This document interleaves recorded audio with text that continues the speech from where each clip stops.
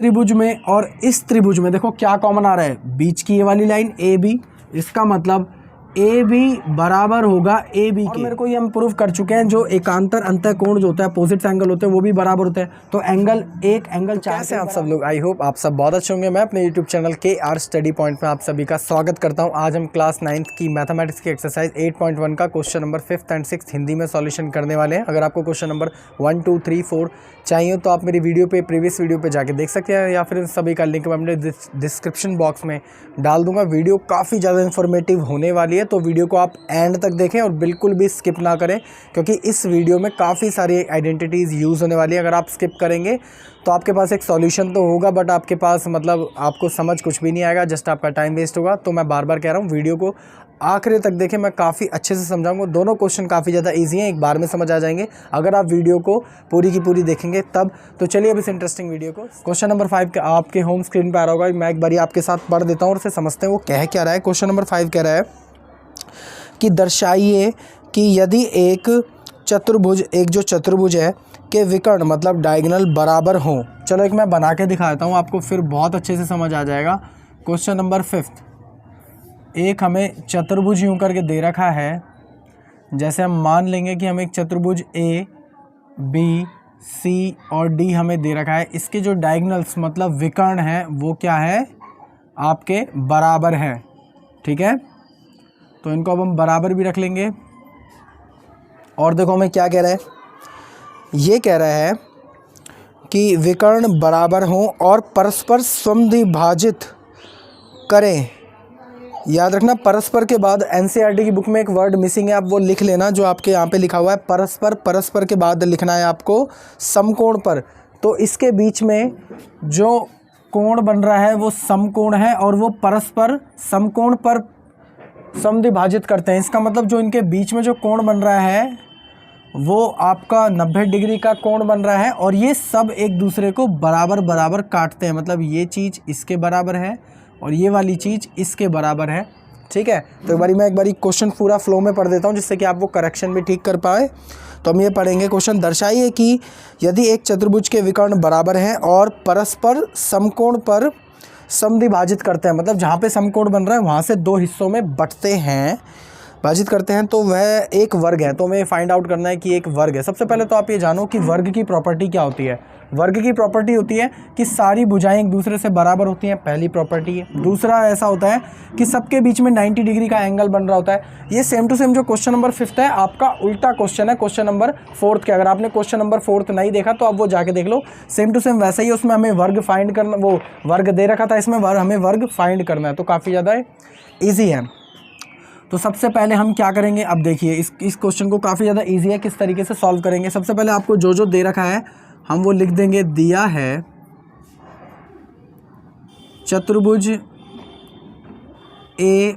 ABC एक चतुर्भुज है। सबसे पहले तो हम यही लिख लेंगे क्योंकि आपको यही चीज़ दे रखी है। तो ABCD एक चतुर्भुज है जहाँ आपको AC डायगोनल्स आपको बड़े बराबर दे रखे हैं। AC किसके बराबर है, BD के बराबर है। यहाँ तक हमें बिल्कुल सही दे रखा है। और ये जहाँ पे प्रतिच्छेद करते हैं तो हम लिख भी देंगे विकर्ण AC BD को बिंदु O पर प्रतिच्छेद करता है,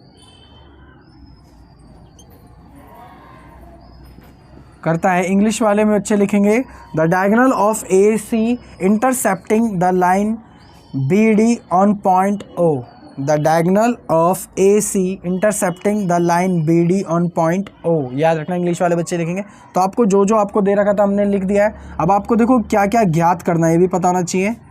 ज्ञात करना है हमें, इंग्लिश वाले बच्चे लिखेंगे फाइंड इट, सिंपल। ठीक है, तो इसमें देखो क्या क्या हमें ज्ञात करना है। सबसे पहले तो हमें ये बताना है कि ये सारी भुजाएं बराबर होनी चाहिए, हमें ये बताना है। मतलब AB बराबर होना चाहिए किसके, BC के, और BC बराबर होना चाहिए CD के, और CD बराबर होना चाहिए DA के। ये हमें पहला क्वेश्चन हमें दे रखा है।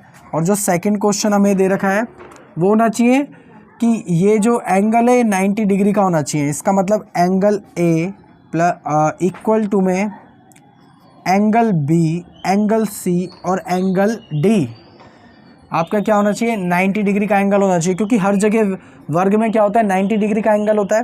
तो आपको जो जो दे रखा था और जो जो ज्ञात करना है वो सब मैंने लिख लिया है। तो चलिए अब क्वेश्चन ड्राइव करते हैं, मतलब करना चालू करते हैं। तो प्रश्न के अनुसार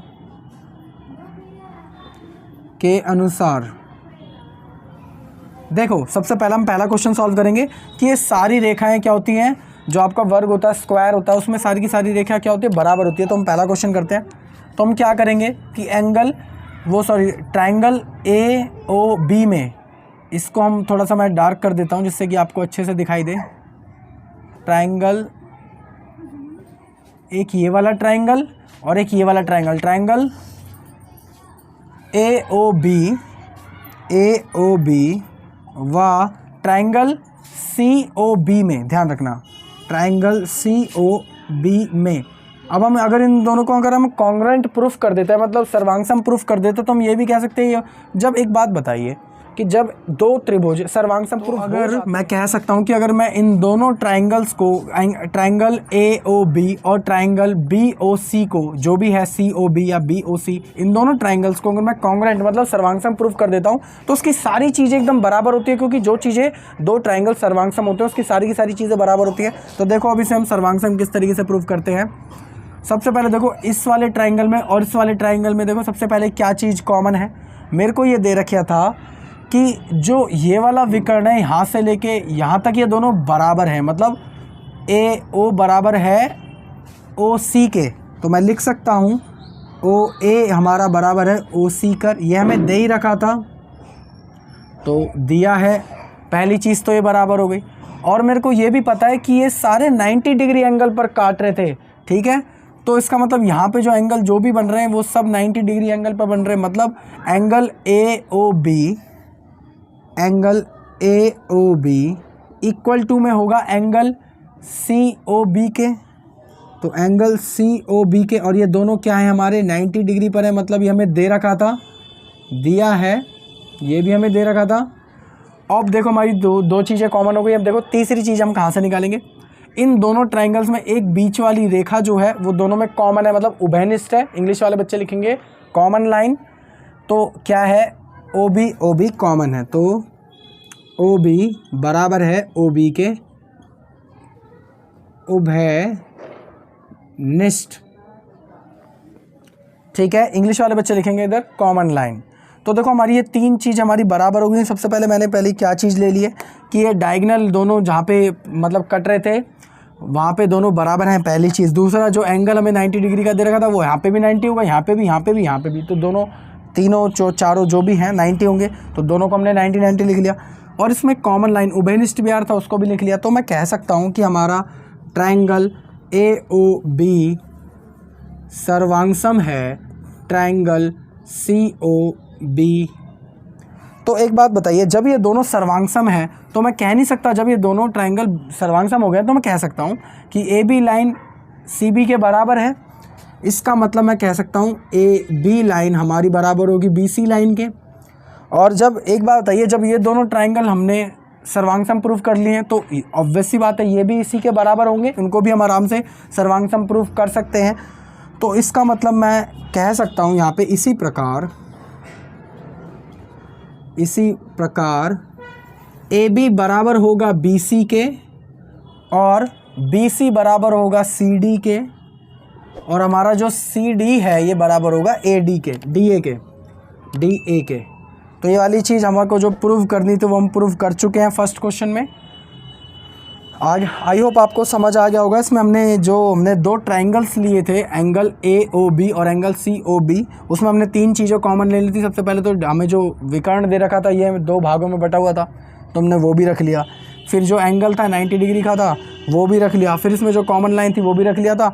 अब एक आप बात समझिए कि ये दोनों जब कोण हमारे सर्वांगसम प्रूव हो गए हैं तो इसकी हर एक चीज़ बराबर होगी, तो ये चीज़ इसके बराबर होगी, और ऐसे ही ये दो कोण भी बराबर होंगे। हम चारों का तो निकालेंगे नहीं, तो ये वाली चीज़ इसके भी बराबर होगी और ये वाली चीज़ इसके भी बराबर होगी। तो मैंने लिख दिया इसी प्रकार ए बी बराबर होगा बी सी के, बी सी बराबर होगा डी सी के और डी सी बराबर होगा डी ए के। तो हमारी जो फर्स्ट चीज़ थी वो सॉल्व हो चुकी है, इसे हम टिक कर देते हैं। अब देखिए सेकंड चीज़ कैसे सॉल्व करेंगे। देखिए सेकंड चीज़ में मैं कह रहा था कि एंगल ए बराबर होना चाहिए एंगल बी एंगल सी, मतलब ये सारे के सारे जो भी एंगल हैं ये सारे क्या होने चाहिए 90 डिग्री पे होने चाहिए, तभी ये वर्ग बनेगा पूरा का पूरा। ऐसे करके जब सारे के सारे एंगल्स जुड़ेंगे तभी तो वर्ग बनेगा।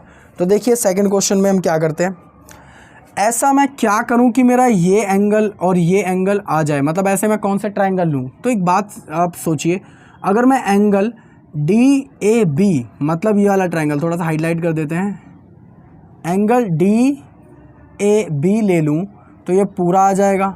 ये वाला एंगल भी हम 90 प्रूफ कर सकते हैं। और एंगल अगर मैं ले लूं CBA, तो एक बात बताइए, अगर इन दोनों ट्रायंगल्स को मैं इसको 90 प्रूफ कर दूं या फिर इसको 90 प्रूफ कर दूं, एक ही तो बात है। क्योंकि अगर मैं दोनों को कॉन्ग्रुएंस प्रूफ कर दूंगा और अगर किसी एक एंगल को भी अगर मैं 90 प्रूफ कर देता हूं तो सामने वाला एंगल अपने आप ही जब कॉन्ग्रुएंस होगा तो वो भी 90 होगा। तो ऑब्वियस सी बात है, अगर मैं ये 90 प्रूफ कर दूंगा और ये भी 90 प्रूफ कर दूंगा तो ये तो ऊपर जाके 90 होंगे। तो चलिए देखो इसे किस तरीके से सॉल्व करेंगे। सबसे पहले मैं यहाँ लिख लूँगा एंगल वो त्रिभुज DAB में, त्रिभुज DAB में, और ऐसे ही मैं यहाँ पे लिख लूँगा त्रिभुज CBA में। हम इन दोनों में कॉन्ग्रुएंस प्रूफ करेंगे, मतलब सर्वांगसम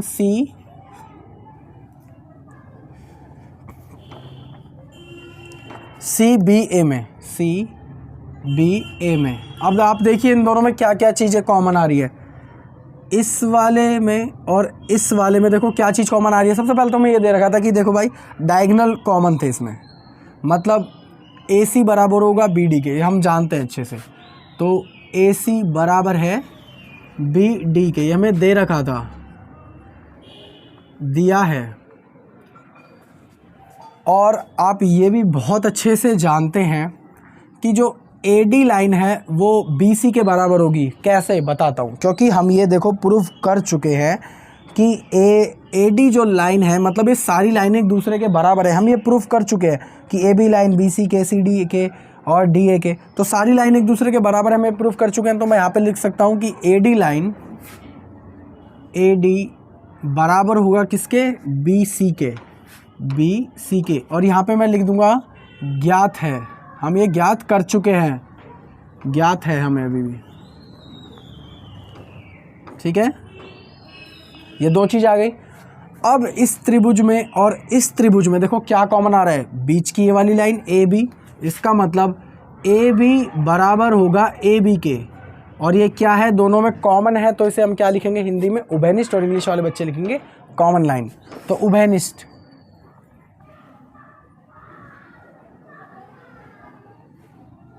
और इंग्लिश वाले बच्चे लिखेंगे इसे कॉमन लाइन, ठीक है।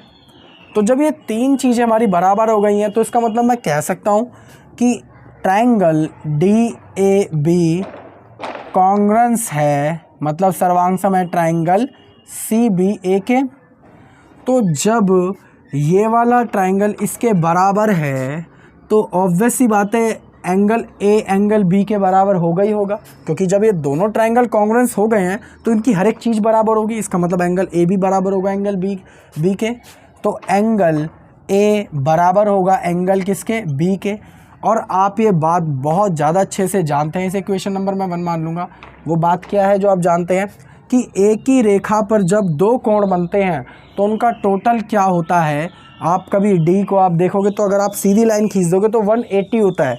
तो एक ही रेखा पर जब दो कोण बनते हैं तो उनका टोटल क्या होता है, 180 होता है। तो हम यहाँ पे लिख दूंगा कि अगर एंगल A प्लस का एंगल B होगा तो उनका टोटल कितना होगा, 180 होगा। मैं बात अच्छे से जानता हूँ। एंगल A ऐसे का ऐसे ही प्लस का, क्या मैं एंगल B को, देखो हमने यहाँ पे एंगल B को इक्वल टू में A लिख रखा है, इसका मतलब मैं B की जगह A लिख सकता हूँ, ज़रूर लिख सकते हैं। तो B की जगह आपका क्या आ जाएगा, एंगल A इक्वल टू में 180, ये दोनों हो जाएंगे प्लस हो जाएंगे, तो एक एंगल और एंगल A 2, तो 2 एंगल A इक्वल टू में 180, 2 नीचे चला जाएगा डिवाइड में क्योंकि ये मल्टीप्लाई में है। तो एंगल A आपका कितना आ जाएगा, 180 डिवाइडेड बाय 2, मतलब एंगल A आपका आ जाएगा 90 डिग्री। तो अब आप ये समझिए, जब आपका ये 90 डिग्री आ गया तो ये भी 90 डिग्री होगा। तो जब ये दोनों 90 डिग्री होंगे तो ऊपर जाके भी 90 डिग्री क्रिएट कर रहे होंगे। तो हम ये कह सकते हैं कि angle A equal to angle B equal to angle C equal to angle D क्या है, 90 डिग्री है, जो कि हम प्रूफ करना देखो चाहते ही थे। तो ये भी हमारा प्रूफ हो चुका है। तो मैं यहाँ पे लिख दूंगा, इसलिए एंगल ए इक्वल टू में एंगल बी इक्वल टू में एंगल सी इक्वल टू में एंगल डी क्या हो जाएगा आपका 90 डिग्री। तो ये क्वेश्चन अच्छा था, वैसे तो था इजी, अगर आपने अच्छे से मतलब पूरी वीडियो देखी होगी, अगर स्किप करा होगा तो आपको कुछ ही समझ नहीं आई होगी। तो अगर आप वीडियो को पूरी ही देखो, इसलिए मैं बार बार कह रहा हूँ। इस वाले पोर्शन को हमने कैसे सॉल्व करा, एक बार सरल भाषा में आपको फिर से समझा देता हूँ। मेरे को ये प्रूफ करना था कि इसके जितने भी एंगल्स हैं सारे 90 के होंगे, ठीक है। तो ऐसा मैं कौन सा कोण लूँ कि मेरा ये वाला कोण आ जाए। तो मैंने कोण ले लिया DAB, तो DAB और कोण CBA। अगर मैं इन दोनों को कांग्रेस प्रूफ कर दूंगा तो मेरे को ये तो ज़रूर पता होगा कि दोनों के दोनों कोण बिल्कुल बराबर होंगे, क्योंकि जब हम कोई चीज़ कांग्रेस प्रूफ कर देते हैं तो उसकी सारी रेखाएं बराबर हो जाती हैं। तो दोनों को मैंने कांग्रेस प्रूफ करने के लिए सबसे पहले लिख दिया AC इक्वल टू में BD, क्योंकि ये डायगोनल हमें पहले ही बराबर दे रखे थे। फिर हमें AD इक्वल टू में BC, हमने मतलब ये वाली रेखा इसके बराबर कर ली, क्योंकि हम ये पहले ही प्रूव कर चुके हैं कि इसकी सारी भुजाएं बराबर हैं। और तीसरी क्या, उभयनिष्ठ, इसमें इन दोनों ट्राइंगल्स में एक कॉमन लाइन आ रही थी वो नीचे वाली, तो हमने वो भी लिख दिया। तो जब ये तीनों चीज़ें आ गई तो हमारा कांग्रेस प्रूफ हो गया। तो इसका मतलब साफ था कि जो एंगल A है वो एंगल B के कहीं ना कहीं बराबर है, तभी कांग्रेस प्रूफ हुआ है। तो angle A equal to angle B लिख लिया, इक्वेशन नंबर इसे 1 मान लिया। यहाँ पे हमने अब मेरे को एक बात ज़रूर पता थी कि जो सीधी रेखा पर जो एंगल बनते हैं दोनों का टोटल क्या होता है 180 डिग्री होता है। तो एंगल A प्लस का एंगल B कितना होगा 180 डिग्री होगा। मैंने एंगल B की जगह एंगल A लिख लिया, क्योंकि हमने इक्वेशन नंबर 1 में मान रखा था। तो मैं यहाँ पे लिख दूंगा समीकरण 1। यहाँ पे मैं लिख सकता हूँ, यहाँ पे मैं लिखना भूल गया था, 1 से इंग्लिश वाले बच्चे लिखेंगे फ्रॉम इक्वेशन फर्स्ट, ठीक है। तो यहाँ पे हमने ये एंगल A हो गए, तो यहाँ पे 2 एंगल A डिवाइड में चला जाएगा, तो एंगल A कितना आपका आ जाएगा 90 डिग्री आ जाएगा। तो जब आपका ये 90 है तो सामने वाला भी 90 होगा, क्योंकि हम वो कांग्रेस प्रूफ कर चुके हैं।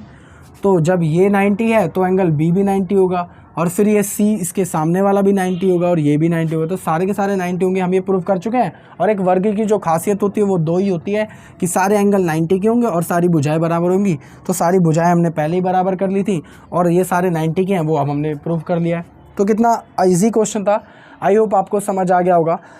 तो अगर आपको फिर भी कोई प्रॉब्लम है तो जस्ट आप कमेंट डाउन कर देना। कमेंट किस तरीके से करना है वो मैं आपको समझा देता हूँ। आपको कमेंट करना है कि आपको जैसे 10 मिनट 2 सेकंड का कोई पार्ट समझ नहीं आया, तो आपको जस्ट करना है कि please explain 10 minute 2 second part. Please लिखोगे भी नहीं तो भी मैं समझ जाऊँगा, 10 मिनट 2 सेकंड भी लिख दोगे मैं समझ जाऊँगा कि आपको ये समझ नहीं आया। तो मैं शॉर्ट वीडियो एक छोटी सी कमेंट में ही पोस्ट कर दूँगा आपके लिए, आप वो आराम से देख लेना। बाकी आपको कोई डाउट होना नहीं चाहिए अगर आप पूरी वीडियो देखोगे, मैं बहुत इजी तरीके से इसे समझा रहा हूँ। तो जल्दी से आप वीडियो को पॉज करके ये सब उतार लीजिए। लेकिन उससे पहले अगर आप मेरे चैनल पे पहली बार आए तो चैनल को जरूर सब्सक्राइब कर देना। ऐसी और वीडियोज़ के लिए, ऐसी कंटिन्यूस वीडियोज़ हम डालते ही रहते हैं। तो जल्दी से आप ये रब कर लीजिए। अब मैं इसे कुछ सेकंड बाद तो आई होप आप सभी ने उतार लिया होगा। तो चलिए क्वेश्चन नंबर 6 की ओर चलते हैं एक बारी। क्वेश्चन नंबर 6 आपके होम स्क्रीन पर आ रहा होगा, एक बारी मैं आपके साथ मैं पढ़ देता हूँ। दो क्वेश्चन नंबर 6 बहुत ज़्यादा गौर से आप देखना, क्योंकि इसके अंदर कोई हम किसी को कांग्रेस प्रूफ नहीं करेंगे, जस्ट आइडेंटिटीज़ का खेल होगा, ठीक है। तो आप किसी चीज़ को कांग्रेस इसमें पुट नहीं करेंगे। ज़रा सी भी आप अगर आप वीडियो पाउज वो स्किप करेंगे या फिर इधर उधर ध्यान देंगे तो आप भूल जाएंगे किस तरीके से होगा क्वेश्चन। तो इसे ज़रा गौर से देखें, है तो ईजी ही, लेकिन अगर आप वो केयरलेस रहेंगे तो आपको कुछ समझ नहीं आएगा। क्वेश्चन नंबर 6 आपका कह रहा है कि समांतर चतुर्भुज ABC का विकर्ण AC है। AC कोण A को समद्विभाजित करता है। ज़रा देखिए इसको, पहले ग्राफ के थ्रू इस क्वेश्चन को समझिए। क्वेश्चन नंबर 6 एक है, यह है समांतर चतुर्भुज। देखो चतुर्भुज हमारा ये होता है, ठीक है, लेकिन ये समांतर चतुर्भुज क्या होता है पहले तो आप ये जानो। जैसे ये सिर्फ हमारा नॉर्मल चतुर्भुज है A B C D, और जो यहाँ पे इसका डायगोनल मतलब विकर्ण जा रहा है, एंगल A को समद्विभाजित करता है, मतलब बराबर एंगल्स में काटता है। मतलब एंगल ये अगर 1 है तो ये 2 हैं, ये दोनों बिल्कुल बराबर हैं, याद रखना। और ये समांतर चतुर्भुज क्या होता है, समांतर ही कह रहा ना, हाँ समांतर चतुर्भुज होता क्या है ये नॉर्मल चतुर्भुज है। समांतर चतुर्भुज क्या होता है, इसकी सामने की पैरेलल लाइंस, मतलब यहाँ पे डी आएगा, मैंने गलती से ही लिख दिया, मतलब ए बी बराबर होगा डी सी के, सामने की लाइंस। ऐसे ही ए डी बराबर होगा बी सी के, याद रखना ये हमेशा बराबर होती है, इसकी एक खासियत है, ठीक है। तो चलिए और आगे पढ़ते हैं और क्या क्या हमें दे रखा है। तो ये कह रहा है समांतर चतुर्भुज ए बी सी विकर्ण ए सी कोण ए को समद्विभाजित करता है, मतलब दो हिस्सों में बांटता है, मतलब एंगल ए एंगल बी के बराबर होगा, ठीक है। तो हमें पहली चीज़ हमें क्या फाइंड करना है, देखो कि हमें फाइंड करना है कि एंगल सी को भी समद्विभाजित करता है। जो हमारे डायगोनल है, जो विकर्ण है, एंगल सी को भी बराबर बराबर रूप से काटता है। अगर आपने क्वेश्चन नंबर 2 देखा हो तो उसके अंदर मैंने एक आइडेंटिटीज़ बताई थी कि जो एकांतर अंतः कोण जो होते हैं, एकांतर अंतः कोण मतलब अपोजिट जो एंगल्स होते हैं समचतुर्भुज में, वो हमेशा बराबर होते हैं। अगर मैं इसको 3 मान लूँ और इसे 4 मान लूँ, ध्यान रखना गौर से, तो ये 1 बराबर होगा एंगल 4 के, मतलब ये वाला एंगल इस वाले एंगल के अपोजिट एंगल के बराबर होता है, ठीक है। एकांतर अंतः कोण कहते हैं इसे, बराबर होता है। और ये 2 बराबर होगा 3 के, ध्यान रखना आप ये बात हमेशा। और जो दूसरा क्वेश्चन हमारा कह रहा है, ये कह रहा है ए बी सी डी एक समचतुर्भुज है। समचतुर्भुज का मतलब होता है कि इसकी सारी भुजाएं बराबर हैं भी, मतलब ये सामने आमने की भुजा बराबर नहीं है, मतलब सारी भुजाएं बराबर होनी चाहिए, मतलब समचतुर्भुज है। तो आपको जो जो आपको दे रखा है इसके अंदर वो मैं लिख दूंगा। तो देखो दिया है आपका ए बी सी डी एक समांतर चतुर्भुज है,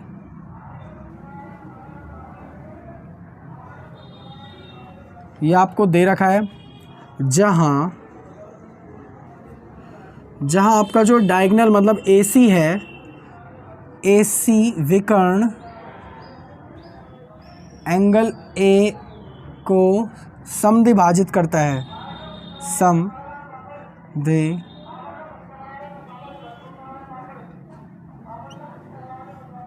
समद्विभाजित करता है, मतलब 2 हिस्सों में बांटता है। ये हमें 2 चीज़ें हमें दे रखी हैं, या फिर और भी कुछ दे रखा है तो मैं एक बार देख लेता हूँ। हाँ, हमें ये दे रखा है कि ये दोनों जो एंगल हैं वो बिल्कुल बराबर है, मतलब एंगल ए बराबर है एंगल बी के। और देखो हमें ज्ञात क्या क्या करना है, हमें इसमें ज्ञात करना है कि एंगल सी को समद्विभाजित करता है। इसका मतलब ये है कि ये दोनों एंगल बराबर होने चाहिए। एंगल सी को समान रूप से समद्विभाजित करता है, मतलब 2 हिस्सों में बांटता है। तो हमें क्या क्या ज्ञात करना है, लिख देंगे, ज्ञात करें। क्या क्या ज्ञात करना है कि एंगल सी और ये 4 एंगल, सॉरी सी कह रहा हूँ, एंगल 3 और 4 बराबर होने चाहिए, क्योंकि जब 2 टुकड़ों में बटेंगे तो बराबर बराबर ही तो होंगे, ठीक है। तो एंगल 3 एंगल 4 के बराबर होने चाहिए, मतलब जैसा ये डायगोनल जो विकर्ण है एंगल ए को समद्विभाजित करता है, वैसे ही सी को मतलब 2 हिस्सों में बांटता है। तो एंगल 3 और एंगल 4 बराबर होने चाहिए। ये हमारा फर्स्ट क्वेश्चन है। सेकंड क्वेश्चन देखिए क्या कह रहा है। सेकंड क्वेश्चन कह रहा है कि इसकी जो सारी भुजाएं हैं, मतलब ए बी सी डी एक समांतर चतुर्भुज है, मतलब इसकी जो सारी भुजाएं हैं वो आपकी क्या होनी चाहिए, बराबर होनी चाहिए। मतलब ए बी बराबर होना चाहिए बी सी के, और बी सी बराबर होना चाहिए सी डी के, और सी डी बराबर होना चाहिए डी ए के। और भी कुछ इसमें देखो क्या रखा है, या बस इतना ही है, ए बी सी डी एक समांतर चतुर्भुज है, नहीं इसमें और इस क्वेश्चन में और कुछ नहीं दे रखा है। तो चलिए देखिए करना चालू करते हैं। अब मैं लिखूँगा यहाँ पे प्रश्न के अनुसार, प्रश्न के अनुसार मैं ये जानता हूँ कि हमारा ए बी सी डी एक क्या है, समांतर चतुर्भुज है, मतलब ए बी सी डी एक समांतर चतुर्भुज है। ये बात मैं बहुत अच्छे से जानता हूँ। तो मेरे को ये भी पता होगी कि ए डी बराबर होगा किसके, बी सी के। तो ए डी बराबर होगा किसके, बी सी के, सॉरी पैरेलल होगा, क्योंकि ये दोनों पैरेलल ही हैं। किसके बराबर होगा, बी सी के। पैरेलल का मतलब भी वही होता है, डोंट वरी, ठीक है। कि सर आप लिख पैरेलल रहे हो, बोल बराबर रहे हो, तो एक ही मतलब है। अब देखो इसका मतलब ये जो एंगल ए है वो किसके बराबर होगा, एंगल 4 के बराबर होगा। इसका मतलब एंगल 1 बराबर होगा एंगल 4 के। इसका हम रीज़न लिखेंगे एकांतर, वो एकांतर अंतःकोण। तो एकांतर अंतःकोण, इंग्लिश वाले बच्चे लिखेंगे opposite angles, parallel opposite angles लिख देंगे। इसे हम इक्वेशन नंबर 1 मान लेंगे, ठीक है। ऐसे ही हमारा ए बी किसके बराबर होगा, सी डी के बराबर होगा। तो हमारा ए बी पैरेलल होगा किसके, सी डी के। तो ऐसे ही जब हमारा ये वाला जो एंगल है, एंगल 2 किसके बराबर होगा, एंगल 3 के, क्योंकि जब ये वाला एंगल इसके बराबर होता है तो इसके भी ये वाला बराबर होगा।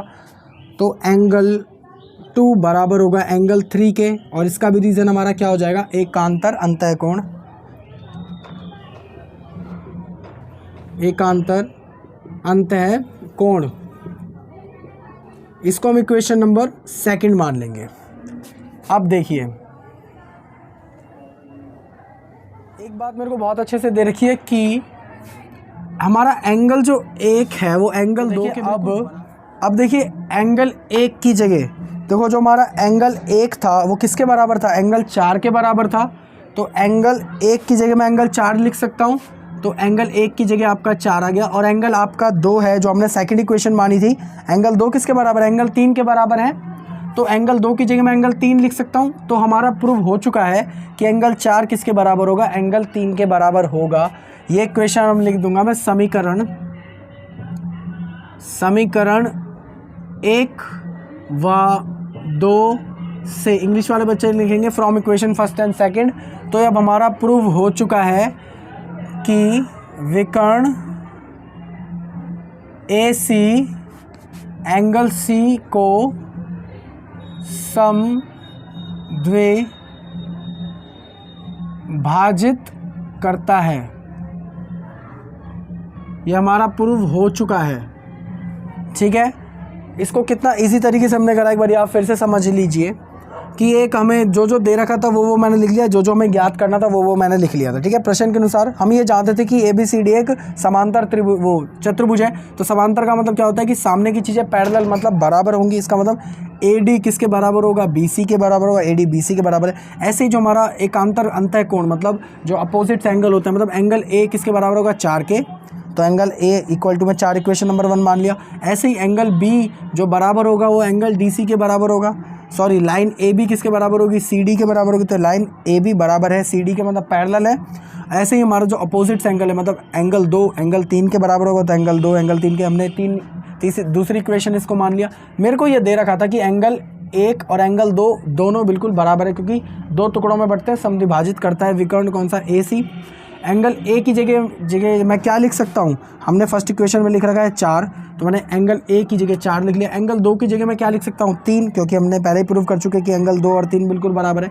तो जब एंगल 4 इक्वल टू में एंगल 3 आ गया, तो हमारा ये प्रूव हो गया कि ये जो विकर्ण है AC को भी 2 हिस्सों में बांट रहा था, समद्विभाजित कर रहा था। तो हम यहाँ पर लिख सकते हैं कि विकर्ण AC एंगल C को समद्विभाजित करता है। तो यहाँ पे की को मैं मिटा भी सकता हूँ, ऐसी कोई दिक्कत की बात नहीं है। तो आई होप आपको समझ आ गया होगा।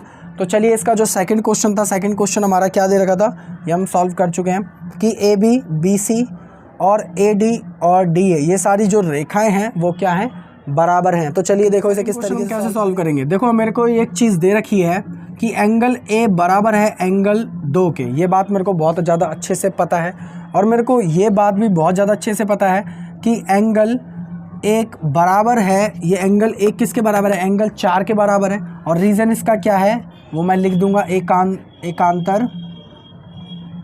अंतःकोण। इंग्लिश वाले बच्चे लिखेंगे अपोजिट्स एंगल्स या पैरेलल अपोजिट्स एंगल, एक ही बार में लिख देंगे, कोई दिक्कत की ऐसी बात नहीं है। अब आप एक चीज़ ये जानते हैं कि जब आपका एंगल A 2 के बराबर है तो मैं 1 की जगह 2 लिख सकता हूँ। जी हाँ, मैं लिख सकता हूँ। तो लिखूँगा मैं अब 1 की जगह मैं लिख दूंगा 2। एंगल 2 बराबर होगा एंगल 4 के, मतलब कहीं ना कहीं ये वाला एंगल इसके बराबर होगा। अब जरा आप बारीकी से समझना। अब मैं लिखूंगा त्रिभुज ABC में, त्रिभुज ABC में जरा आप गौर से समझना। जब ये दोनों एंगल बराबर हैं तो जब ये यूं करके रेखा यूं खिंच रही है, जो यूं करके जा रहे हैं एंगल, और ये वाला एंगल जो यूं करके आ रहा है, जब ये दोनों एंगल बराबर हैं तो यूं करके समान दूरी पर ही तो रेखा बनाएंगे। मतलब जो रेखाएं हैं AB वो किसके बराबर होगी, BC के बराबर होगी। फिर से समझिए, जब ये दोनों एंगल बिल्कुल बराबर है, जैसे 60-60 के हैं और एक ही डिस्टेंस ट्रैवल कर रहे हैं, तो same angle same distance travel कर रहे हैं तो सेम एरिया ही तो कवर करेंगे। तो ये दोनों, ये जो लाइनें होंगी बी सी और ए बी बिल्कुल बराबर होंगी। मैं लिख सकता हूँ, तो यहाँ पे मैं लिख दो सकता हूँ ए बी बराबर होगा आपके किसके, बी सी के, तो बी सी के बराबर होगा। और दूसरी चीज़ ए बी किसके बराबर होगा, सी डी के, क्योंकि ये पैरेलल लाइन्स हैं।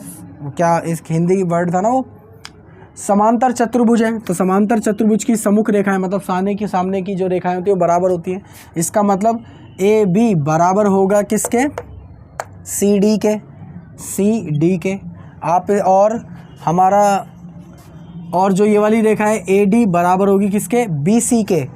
तो आपकी जो ए डी होगी बराबर होगी किसके, बी सी के। अब आप एक चीज़ नोटिस करिए, देखो ए बी बराबर हो गया आपका, ए बी जो बराबर हो गया बी सी के, और जो बी सी है वो बराबर है सी डी के, और जो आपका सी डी है वो बराबर है। जरा ये देखिए कि आपकी ए बी जो भुजा है बी सी के बराबर है, मतलब ए बी बराबर है बी सी के, और जो आपकी बी सी जो भुजा है वो किसके बराबर होनी चाहिए, सी डी के बराबर होनी चाहिए। ज़रा गौर से समझना, ए बी भुजा हमारी बी सी के बराबर आ गई है और आपकी सी डी भुजा वो बी सी भुजा बराबर होनी चाहिए सी डी के, लेकिन आपकी जो सी डी बराबर है वो है ए बी के। तो और ए और बी सी हमारी बिल्कुल देखो बराबर है, इसका मतलब बी सी भुजा भी हमारी सी डी के बराबर होगी और सी डी भुजा बराबर होनी चाहिए डी ए के। तो देखो हमारी जो सी डी भुजा है वो किसके बराबर है, ए बी के, और ए बी बराबर है बी सी के, और बी सी हमारा देखो इसके बराबर है। तो इसका मतलब हमारी सी डी भुजा भी ए डी के बराबर होगी। फिर से समझ लो, ए बी बी सी के बराबर है, ठीक है, ये दोनों भुजा बराबर आ गई। बी सी के बराबर होना चाहिए सी डी, तो जब ए बी बी सी के बराबर है तो बी सी भी कहीं ना कहीं ए बी के बराबर होगा ही होगा, और बी ए बी की जगह देखो क्या लिखा है, सी डी, इसका मतलब ये चीज़ इसके बराबर आ गई है। अब हमें सी डी की जो भुजा है किसके बराबर होनी चाहिए, डी ए के बराबर होनी चाहिए। तो सी डी की जो भुजा है वो डी ए के बराबर होनी चाहिए, और डी ए किसके बराबर है, बी सी के बराबर, जबकि बी सी हमारा ए बी के बराबर था। तो यहाँ पे मैं लिख सकता हूँ कि ए बी बराबर है बी सी के, और बी सी है सी डी के, और सी डी है डी ए के। तो इसलिए मैं इसे कह सकता हूँ कि ये हमारा एक समचतुर्भुज है। तो ए बी सी डी एक समचतुर्भुज है, ये मैं लिख सकता हूँ। तो आई होप आपको ये क्वेश्चन समझ आ गया होगा। इस क्वेश्चन में कहीं पर भी हमने किसी भी चीज़ को कॉन्ग्रुएंस प्रूफ नहीं करा, तो क्वेश्चन थोड़ा सा अलग था। आई होप आपको समझ आ गया होगा। एक बार फिर भी सरल भाषा में देख लो कि हमने कैसे सॉल्व करा। सबसे पहले तो जो भी चीज़ हमें दे रखी थी और जो ज्ञात करना था वो मैंने लिख लिया, प्रश्न के अनुसार लिखा। मैं ये जानता था कि ए बी सी डी एक समांतर चतुर्भुज है। समांतर का मतलब होता है कि ये वाली रेखा इसके बराबर होगी और ये वाली रेखा इसके बराबर होगी। और मैं ये भी जानता था कि समांतर चतुर्भुज में एकांक अंतःकोण मतलब अपोजिट्स एंगल क्या होते हैं, बराबर होते हैं। मतलब एंगल ए इसके बराबर होगा, एंगल ये इसके बराबर होगा। तो मैंने लिख लिया है कि ए डी मतलब ये वाली लाइन इसके बराबर होगी, तो ये वाली लाइन इसके बराबर। ऐसे ही एंगल 1 4 के बराबर होगा। ऐसे ही ए बी बराबर होगा डी सी के, तो ए बी बराबर है डी सी के, और एंगल 2 3 के बराबर होगा। ये चीज़ मैंने लिख ली। अब मैंने क्या करा, मेरे को दे रखा था कि एंगल 1 और एंगल 2 बिल्कुल बराबर हैं, तो एंगल 1 को मैं इक्वेशन नंबर 1 की सहायता से 4 लिख लिया, एंगल 2 को मैंने इक्वेशन नंबर 3 की सहायता से इक्वेशन नंबर 2 की सहायता से 3 लिख लिया। तो हमारा फर्स्ट क्वेश्चन जो था सॉल्व हो गया कि हमारा विकर्ण ए सी को भी समद्विभाजित करता है उन्हीं 2 भागों में जैसे एंगल ए को करता है। तो हमारा प्रूव हो गया। अब इसी इक्वेशन को मैंने दोबारा से उठाया कि हमें क्या दे रखा था, एंगल 1 और एंगल 2 हमारे बिल्कुल बराबर थे, और मेरे को ये हम प्रूव कर चुके हैं जो एकांतर अंतःकोण जो होता है, अपोजिट एंगल होते हैं, वो भी बराबर होते हैं। तो एंगल 1 एंगल 4 के भी बराबर होगा। एंगल 1 की जगह मैं 2 लिख सकता हूँ क्योंकि ये दोनों बराबर है, तो मैंने एंगल 1 की जगह मैंने 2 लिख लिया, इक्वल टू में एंगल 4 ऐसे का ऐसे ही। अब ट्राइंगल ए बी सी में देखिए, अब आप ये ज़रा बारीकी से समझना, जब एक ही एंगल एक ही डिग्री का एक ही डिस्टेंस ट्रैवल कर रहा है तो वो सेम रेखा जनरेट करेगा, एक लाइन जनरेट करेगा। तो सेम एंगल मतलब ये दोनों angle 2 angle 4 same area cover कर रहे हैं सेम डिग्री से, तो ये वाली रेखा कहीं ना कहीं इसके बराबर होनी थी। तो मैंने लिख दी एंगल ए बी बराबर होगा बी सी के, और सामने की पैरेलल लाइन एक दूसरे से बराबर होती है, मतलब ए बी बराबर होगा सी डी के और ए डी बराबर होगा बी सी के। तो वही सब मैंने लिख दिया। तो सारी भुजाएं हमारी क्या हैं, बराबर है। जब ये सारी भुजाएं बराबर हैं तो हम इसे कह सकते हैं समचतुर्भुज है। तो आई होप आपको ये समझ आ गया होगा। तो इस वीडियो को भी हम यहीं ख़त्म करते हैं, मिलते हैं किसी और वीडियो में क्वेश्चन नंबर 7 और 8 करते हुए। अगर आपको वीडियो अच्छी लगी तो वीडियो को जरूर करना लाइक, अगर आप मेरे चैनल पर पहली बार आए हो तो चैनल को जरूर करना सब्सक्राइब ऐसी और वीडियोज़ के लिए। जब तक के लिए जय हिंद, जय भारत।